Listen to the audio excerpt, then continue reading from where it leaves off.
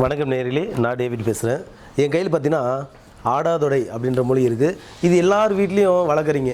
நிறைய வீட்டில் நானே பார்த்துருக்கேன்.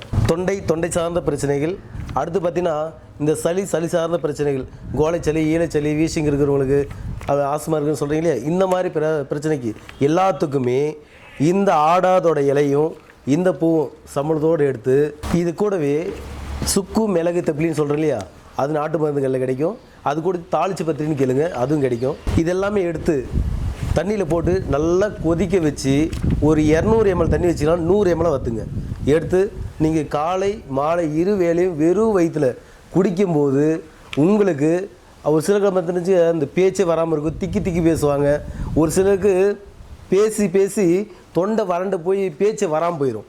அந்த மாதிரி பிரச்சனைக்கு, அப்படி சளி துப்பும் போது கட்டியே வருதுன்றாங்க இல்லையா, அந்த மாதிரி பிரச்சனைக்கு, அதுமாதிரி மூச்சு வாங்குவாங்க, கெஸ் மூச்சு வாங்குறாங்களே, இந்த மாதிரி பிரச்சனை எல்லாத்துக்குமே இந்த ஆடாதொடை நல்லா கேட்கும். பயன்படுத்துங்க. நன்றி.